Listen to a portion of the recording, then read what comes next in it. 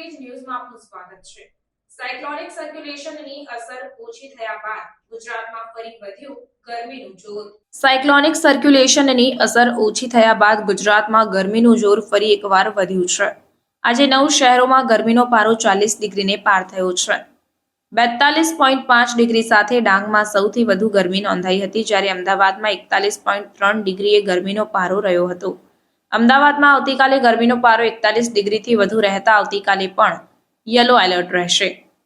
આજે અમદાવાદમાં 41.3 ડિગ્રી સાથે સરેરાશ મહત્તમ તાપમાનમાં સામાન્ય કરતાં 2 ડિગ્રીનો વધારો નોંધાયો હતો। અમદાવાદમાં ગરમીનો દિવસ બાદ બન્યું હતું હવામાન પારો 41 ડિગ્રીને પાર થયો હોય તેવું। ગુરુવારથી સોમવાર દરમિયાન તાપમાન 36 થી 39 ડિગ્રી વચ્ચે રહેતા ગરમીમાં આંશિક ઘટાડો અનુભવાશે। હવામાન અંગે આગાહી કરતી ખાનગી સંસ્થાના મતે પણ આવતીકાલે તાપમાન 42 ડિગ્રી સુધી ગયા બાદ ગુરુવારથી ગરમીમાં આંશિક ઘટાડો થઈ શકે છે। આ પછી 22 એપ્રિલ બાદ ગરમીનું જોર ફરી વધવા લાગશે। ગત રાત્રિએ 27 ડિગ્રી સાથે અમદાવાદના સરેરાશ લઘુત્તમ તાપમાનમાં સામાન્ય કરતાં 2.7 ડિગ્રીનો વધારો થયો હતો।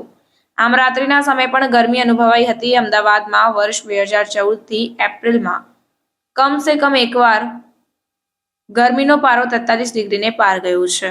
ત્યારે આજે બપોરના સમયે આગ વરસાવતી ગરમીથી શહેરીજનો ત્રસ્ત બન્યા હતા। ચક્કર આવવા, માથામાં દુખાવો થવો જેવા ગરમીને લગતી સમસ્યાના કેસમાં પણ વધારો જોવા મળ્યો હતો। अन्य खबरों के लिए चैनल को सब्सक्राइब कीजिए।